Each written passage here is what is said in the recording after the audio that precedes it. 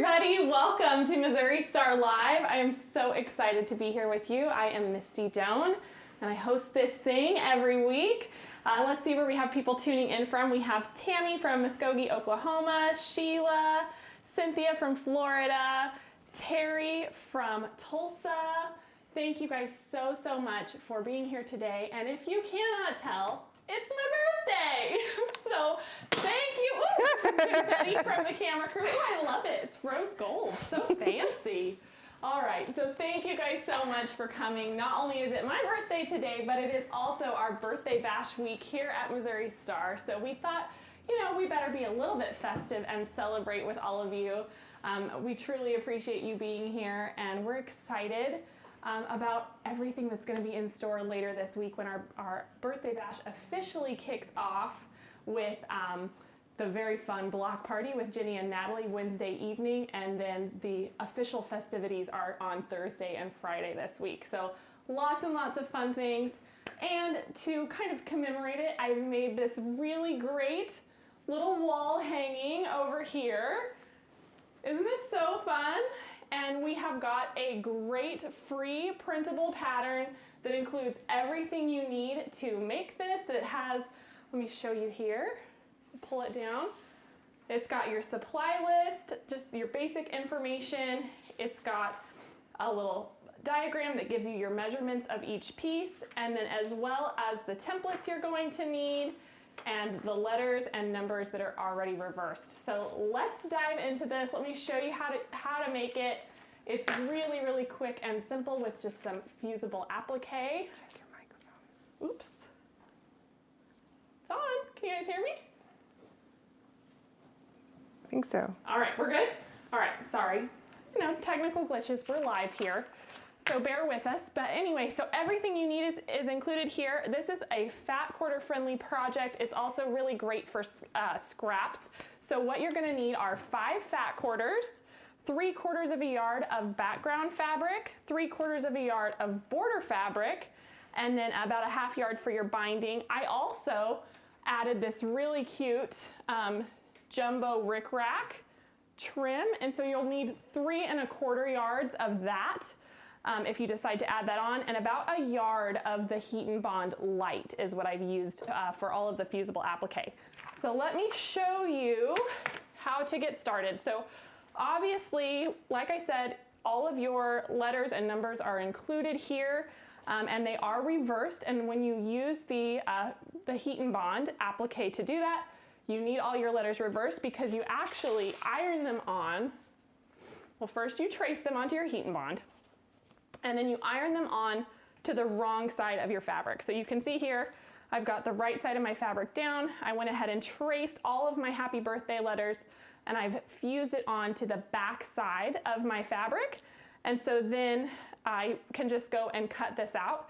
I already have all of those cut out and ready to go here.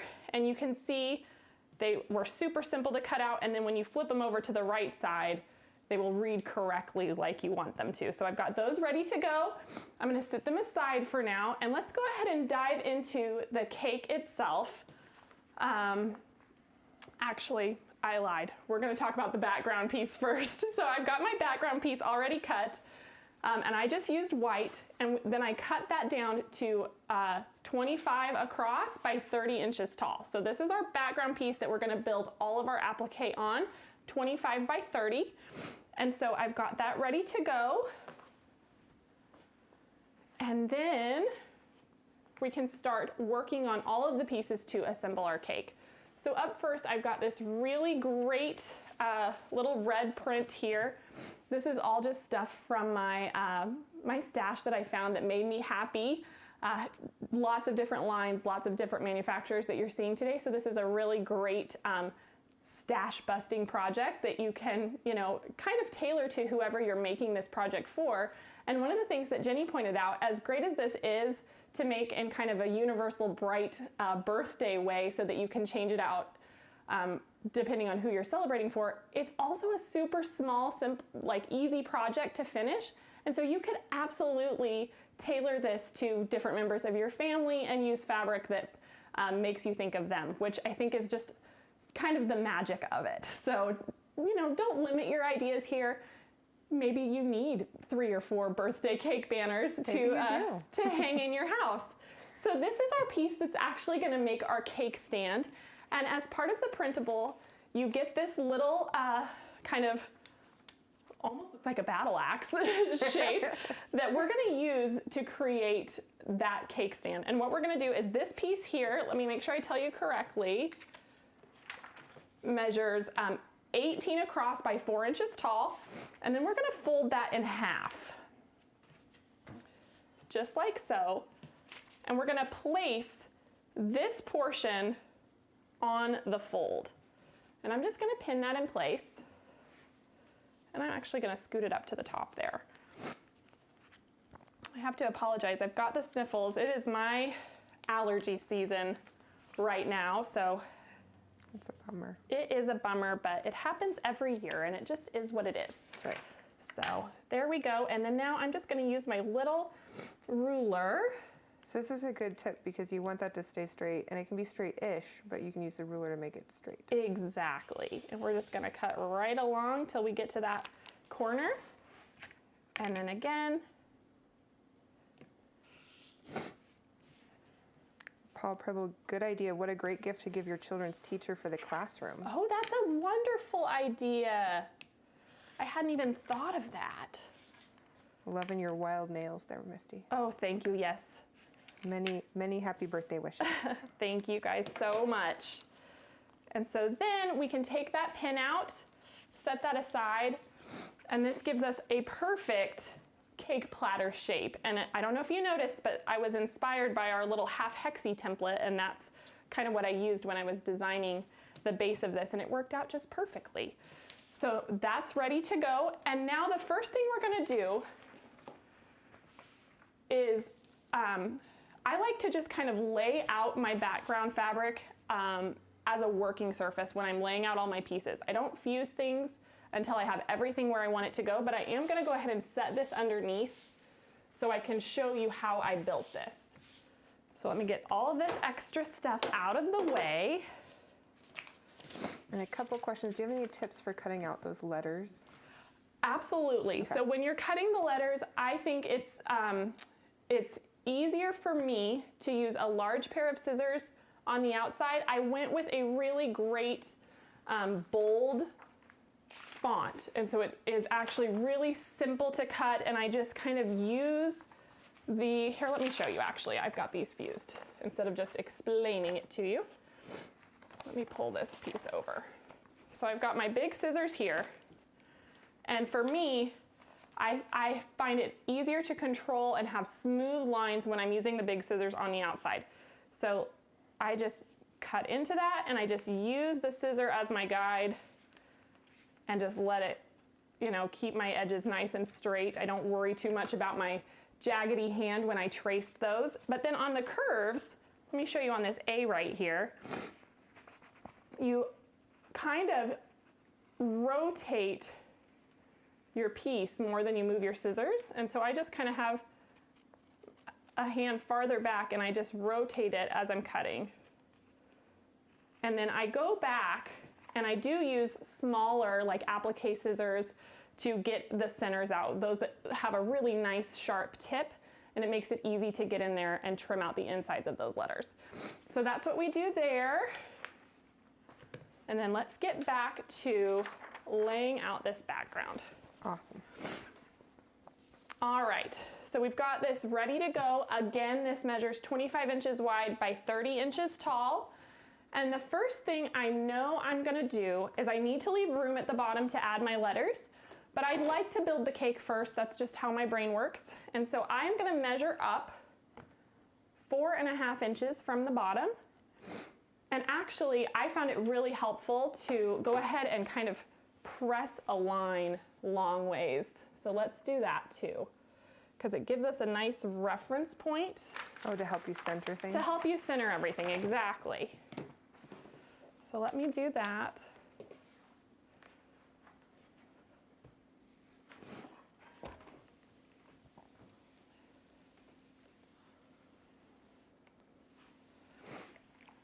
And slide this up. And while you're pressing that line, thank you for that scissors tip.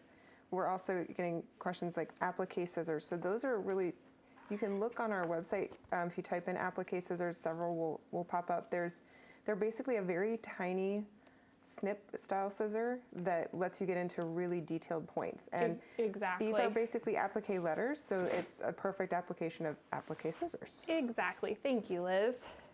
Okay, so now we've got that center line pressed in as a reference guide for us. It's going to make it easier on us as we add all of our other pieces.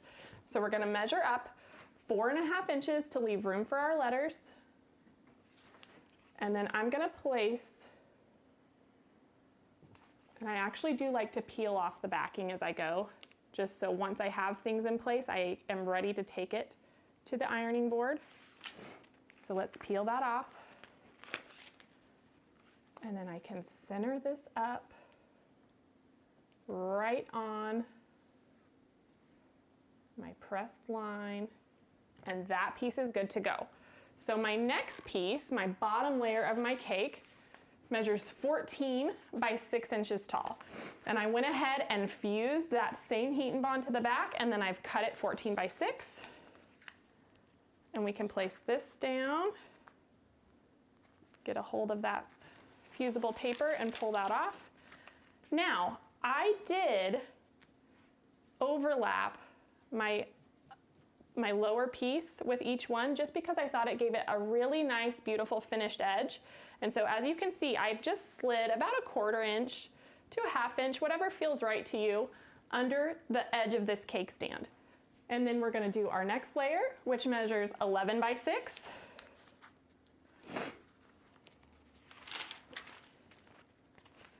And same thing, I'm just using that center line as my guide, lifting the edge and sliding it under. And then actually, you can use your ruler, and if you measure in from the side, you should have 1.5 inches overhang. Oh man, I was really close. Nice. On each of your tiers. So that's perfect there. And then our last tier measures 8 by 6 inches. Let's see if I can get that paper to release. Every once in a while the corners just don't want to. They just don't want to lift, do they? I find if you kind of fold a little, if you kind of press a nice fold in there, it will force it to pop loose. Good tip. All right, and there's our last tier. And we're just gonna slide that in. And then again, we can check, make sure we're pretty close to center. Looks good with that 1.5 inches on each side. And then I like to put a few pins in here, now that I've got everything where I want it.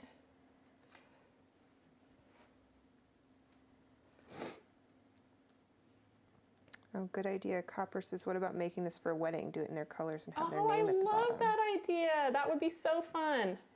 Love how you guys always share such great ideas while we're doing this. Yes.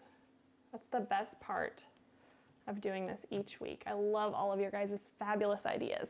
Okay. So there we go. We've got all of those pinned in place, and now I can safely transfer this over to the ironing board. Clear all the other pieces out of the way so we don't have any mishaps or things fused to the back side. Good idea. And we have a couple eagle eyes saying it looks like the cake plate might be slightly off. Ooh, center. All right, let's check it again. Or are you saying that, I'm sorry, they're saying the bottom layer might be slightly off from the cake plate. That looks right. Oh, I think they're right. I think I have too much overhang on this side. Just barely, like 1/8 inch. You guys are good. And this is totally why you want to lay it all out before you fuse it, so you can make those adjustments and be happy with it. It gives you the option and the opportunity to keep everything centered. Thanks. That's a great catch, you guys. All right, now we've fixed it. No problems there. And like I said, since it's pinned in place, we can safely move it over here to our pressing surface.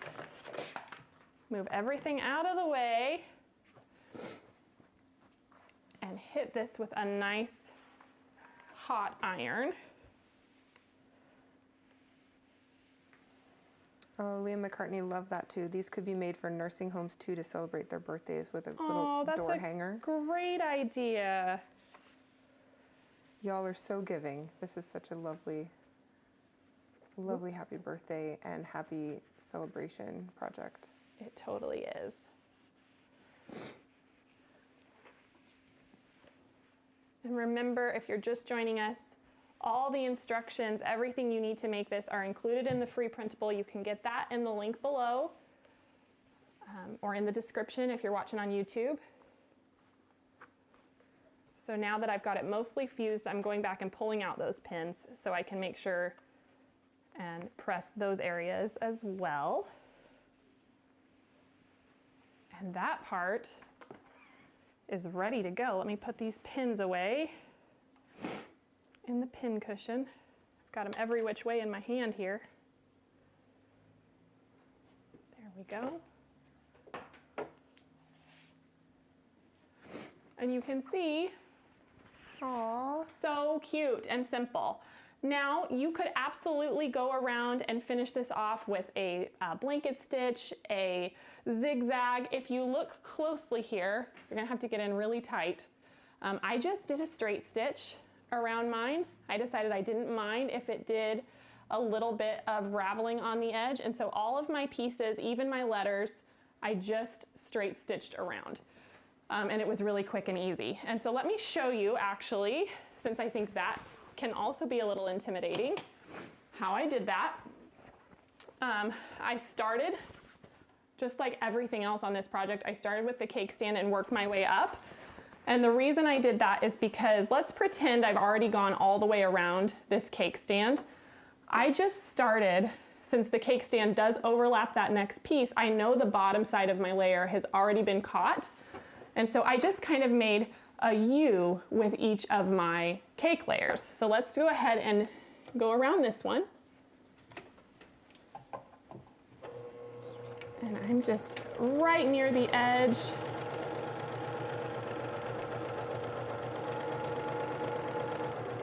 Leave my needle down as I get to that corner, pivot, and continue across.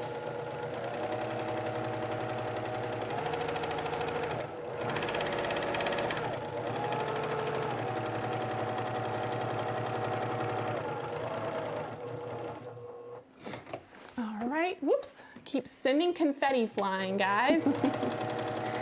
And thank you guys for all your birthday wishes. I will make sure Misty gets to see all of them. Thank you so much. I can't wait to go back and read them. You guys are the best. Karen Miller says a little red bird says happy Oh, birthday. thank you, Karen. Thank you so much. Okay, and so then hopefully here, closer to the camera, you guys can see just that simple straight stitch, left my needle down in the corner, and pivoted around that. And I did that on all of my layers. It worked beautifully. And so then, as we mentioned before, we left this space down here to lay out our letters. I have all of those cut out and ready to go. They are the exact same. You just peel your fusible off the back and lay them out. If I can get this one to pop, there it goes. Oh, goodness. All right, and you can see, just like so, you'd start laying these out there with that cute happy birthday. And since you've left 4.5 inches, I kind of measured up and created a fold where I wanted my center to be. Let me show you. Oh, another alignment. Another alignment. And so then I'm not actually making any marks on the quilt itself, but it just gives me kind of a guide to follow.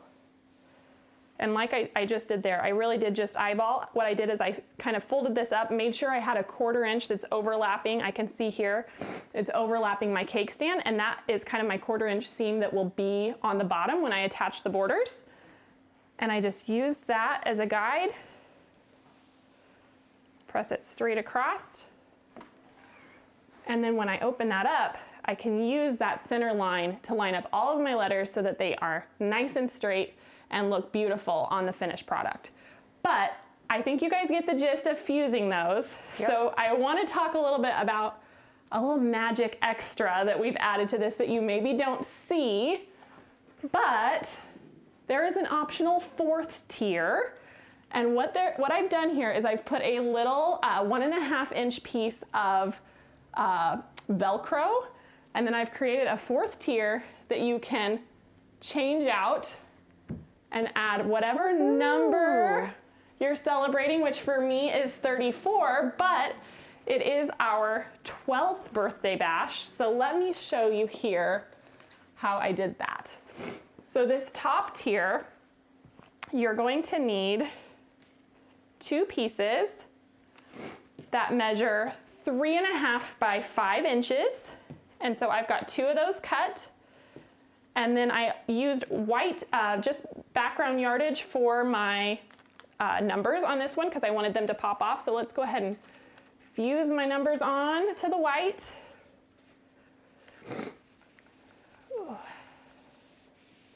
And that's just like you did with the letters. And Just like the letters, everything else.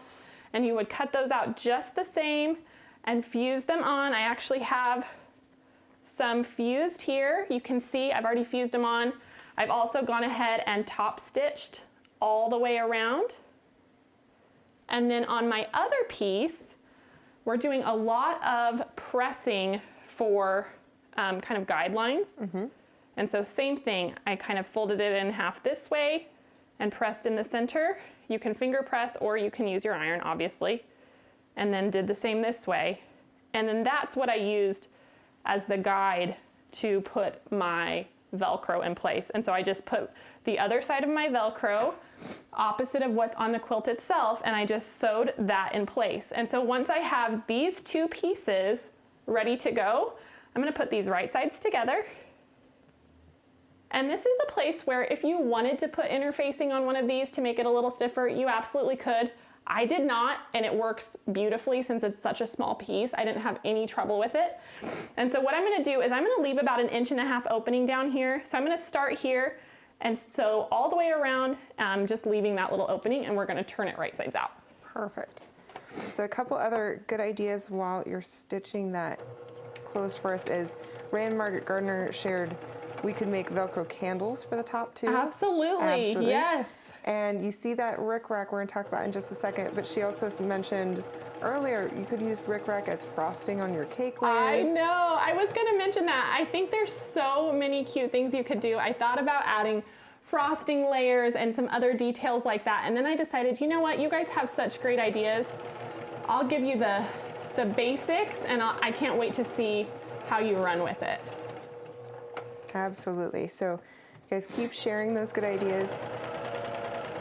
You can absolutely do bigger layers, smaller layers, make the cake look like you would like it, make it wonky. There's a cute, make it very wonky layers like those uneven layer cakes. Well, exactly, kind of like a Mad Hatter cake from Alice in Wonderland. Yes. You could do some very fun things. Okay. Have a blast. So we've sewn all the way around there, leaving about 1.5 inches opening so we can turn this. And now I'm just going to go ahead and clip these corners so we get rid of that bulk.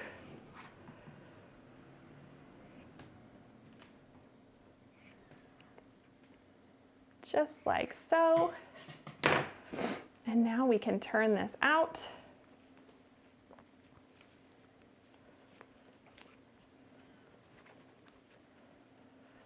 I've got nails right now, so I can use those to really turn my corners. But, you know, you can always use a purple thing or a chopstick if you need it.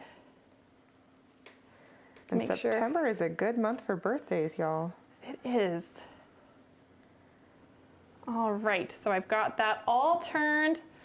And now I am going to take it over here to the ironing board and just make sure that my little seam allowances are tucked nice and evenly inside there.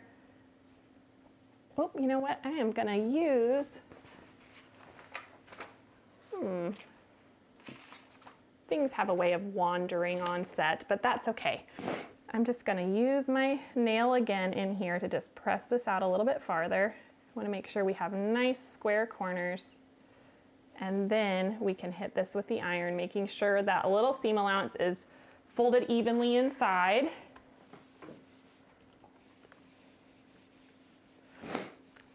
And then we can take this back to the sewing machine, and we're just gonna do another nice top stitch all the way around the outside, very similar to how we did all of our cake layers and our letters.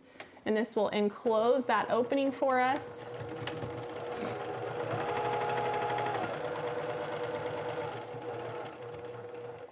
And one more and turn. Again, keeping that needle down helps make this nice and smooth.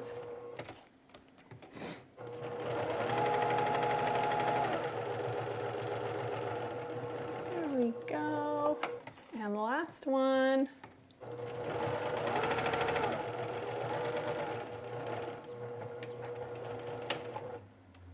There we go. And then we can just trim off those threads.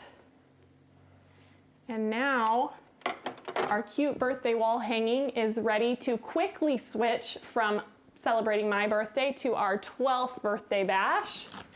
So we can swap that out. Woohoo! And it is ready to go. So actually, let me pull this over to center. Sorry, guys. I know I'm out of frame. We'll just hold it up for you here. So, so cute. So much fun. Let's talk about how we finished it. So I did add this really cute little rick-rack in between the border. This is a 5-inch border that I added all the way around the outside.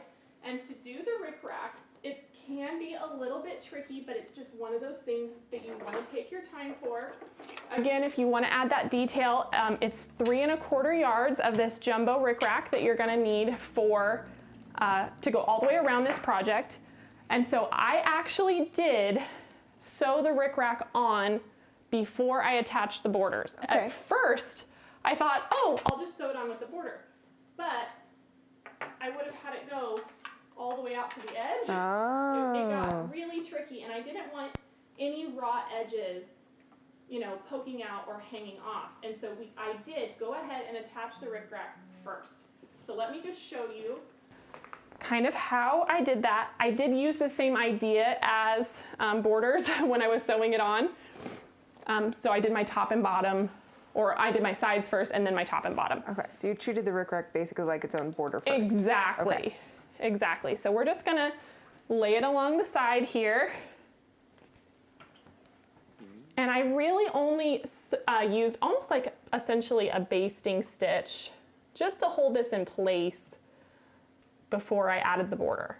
And I used the wave, the outside side of it. I lined that right up with the edge of my fabric. Can you see this here? How my fabric is just kind of poking out of each of those little waves of the rick-rack. Yep, that looks good. And so that's what I was looking for as a guide. And so let me just show you. It does kind of get wonky when you take it to the machine because there's not a straight line that you're looking at. You kind of just reassess with each one of those waves. And I did do less than 1/4 inch. I did about 1/8 inch seam from that edge because I wanted to be able to use a standard 1/4 inch when I attached my borders. So let's just take this, and hopefully you guys can kind of get the idea as I'm sitting at the machine how I did it. So basically you're catching this one in your next one by sewing that smaller Exactly, seam. Okay. exactly. This is just to make sure we don't have any raw edges of the rick-rack poking out against our border. And honestly, getting started is the trickiest, and so I just kind of line my fabric up where I want it and then put my rick-rack in place. So you can see there, I know I've got my fabric where I want it, and then I can just start sewing, and I did just do a little bit at a time and then realign. Just take it nice and easy. And this is one of those things where you really do just kind of have to take your time. And if it's easier for you to do a 1/4 inch seam here and, you know, just go in and take a bigger seam on your border, that's totally okay. There's no reason to stress over that. Right, we know there's no quilt police. Yeah, exactly. this is just a little bit more slow going, but when you want to add a fun detail like that, it's worth it. And someone said, that is the biggest brick rack I've ever seen. And I mean, they don't call it jumbo for nothing, that's right? That's right. So yeah, you can see that's how I did it. I just sewed it on, and my seam, if you flip it over, is quite narrow, but that's, like I said, what we wanted, so that then when I come in and lay that 5-inch border strip, I can just, again, know, all right, this is in about 1/8 of an inch, so I'm gonna overlap it about 1/8 of an inch, and then I'll take that traditional 1/4 inch seam using my border fabric as the guide. And I did pin the heck out of this thing. I used Fair. a lot of pins on the border. So just prepare for that. But like I said, it is, oops, it's worth it because it is such a cute addition It is. to this project.